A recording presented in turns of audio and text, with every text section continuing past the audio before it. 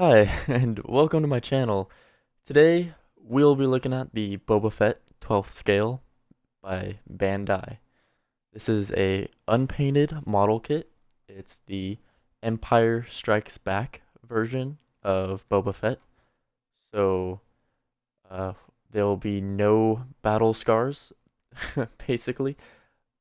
Any scuffs that you see and scratches on his armor on this picture is not actually what comes in the box. So you'll have to be painting all of those on yourself. That's okay though. So let's get straight into the most notorious bounty hunter in the galaxy. See what he's got to offer. So on the bottom here, it looks like we've got a few screen grabs, possibly for reference. I'm not sure. I can't read Japanese, but that's okay. Uh, Got a few poses here on the side as well. Most likely for reference, we've got both of his guns, his rifle as well as his pistol, and him posed with them. And on the bottom here, we've got the different hands that he can have for posing Boba, so that'll be nice. And it looks like his rangefinder flips down. So that's really cool that it has that type of articulation. On the side here, looks like we just have more art. And on this side, we've got Boba Fett standing next to Darth Vader. I believe that's the Bandai Darth Vader model, 12th scale as well. So that'd be cool. It's nice that they add that there as a picture for reference. See if you want to buy the Darth Vader model if you've only bought this one. So going straight into the model, looks like we've got the knee pads and the arm pads here, molded in the yellow tan color. As well as on the bottom, we've got the sole lock that Bandai does on their 12th scale models. Helps them stand on their little platform. Hopefully, Boba Fett will be able to stand on his own, but we'll have to see after it's all built. Like we have a ticket of authenticity. Not sure exactly. Well, maybe not. Can't read Japanese. Something in there. Maybe if you guys can read that, you tell me what it is. So we've got some water slide decals. We've got that base plate I've been talking about that Bandai includes with their 12th scale models. Got all these olive green, dark olive green. It looks like his jetpack here, part of his helmet, and his arm cuffs, and all of those pieces. So that's very nice. And flipping it around, we have a gray molded part. Looks like we've got his hands, his waists, and all the leg and arm pieces attached on this one here. And lastly, we've got this molded in several different colors. We've got the brownish, looks like wood slash belt, like leather colors. For his helmet, the guns, and yes, his belt, the leather belt, and the got his little pockets here. Then more olive green, looks like his back, as well as his waist parts. And moving on to this side, we've got his cape, for lack of a better word, in kind of a dark tan slash green. Not very dark, but like a dark tan, a light greenish color. And we have his back chest pieces. Looks like, yep. So the armor is molded right here. So that's nice that those are separate pieces. Gives a more of a depth to the model. And lastly is just the simple instructions booklet. Just snap piece here and there and done. No glue is needed in this model kit. Looks like we've just got the typical model instructions. So that's nice. Gotta close that all up. And now I'm just going to go over the different tools I'll be using for this project. And just so you get an idea of what you might need if you're planning on buying this and haven't done modeling prior.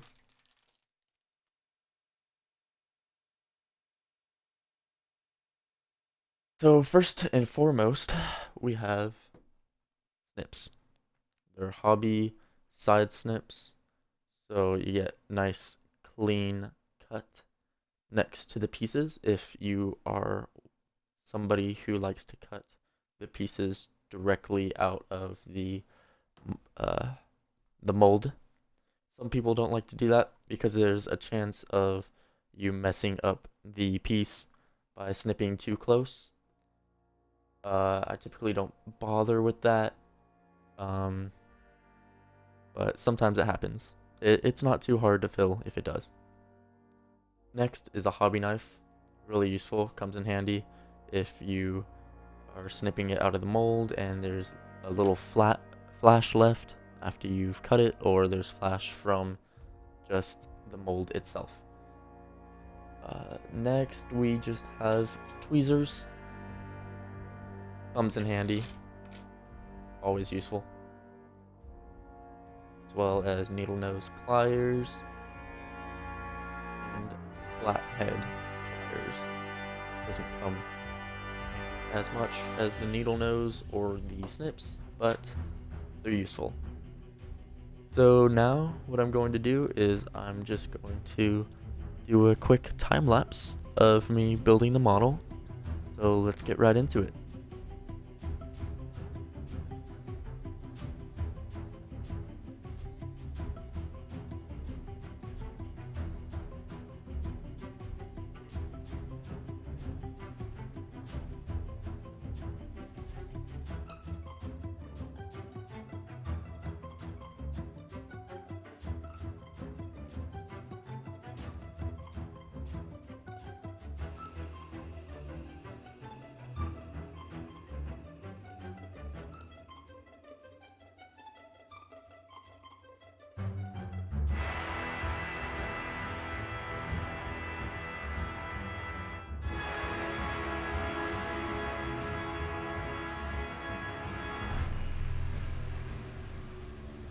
Boba Fett, the most notorious bounty hunter in the galaxy. Finally completed, finally assembled, and finally able to be looked at. So first of all, what we can look at is the articulation. So let's first look at the knees. There's lots of range of motion. It's a double jointed leg. And then for the ankles here, we have forward, back and forward movement. Oh, that in shot, just slightly here. And then it could rock side to side. So if you have a terrain-based diorama, you can easily have him kind of up on a rock or something and have his foot kind of positioned on the terrain as if somebody was actually stepping there and not just an air floating in the, or a foot floating in the air. As for the arms, We have full range of motion all the way around. This swivel joint there. Kind of hard with the cape there. And then a double jointed elbow, which, yes, it looks weird, but it does the job. So I'm not complaining. Most of the time when you're positioning him for a shot, it's not really going to be looked at, I think. People are going to overlook the fact that those are there. One unfortunate thing. Sorry, I'm back. So the elbow just slid down slightly and had to pop that back into place, but that's okay. So what I was going to mention was, for some reason, Bandai used a hard plastic for this tubing on this side of the model, which it snapped while I was trying to position him for a picture earlier. And, well, that's kind of cruddy, isn't it? And why would they use a hard plastic or something that's supposed to move, especially when they have a bendable plastic like what they used for the ball joints? Let me show you. So here I have the black plastic, the hard plastic that they used for the current tubing on the side here that broke. And here I have the gray plastic for all the joints. Why could they not have used this instead? I wouldn't have minded if it was gray. There's plenty of paints out there that are bendable, like they adhere to like bendy surfaces. I don't know how to describe that, but they're flexible, like latex paint. And I would have just painted it black with one of those paints. But no, they decided instead to use a hard plastic. So, I don't know. Tell me what you think about that and why they would do that. So, I'm going to have to figure out a solution for this broken piece. I'm probably just going to find some rubber piece, kind of like a rubber tubing, and hopefully find one that's black. I'll tell you guys in a future video when I do the water slide decals and do the painting for this model. Well, that was unfortunate.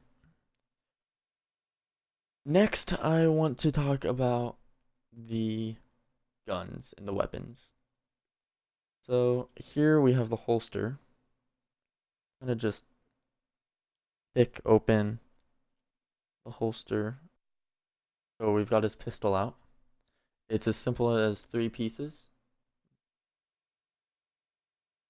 So lots of painting needed to be done on this model though.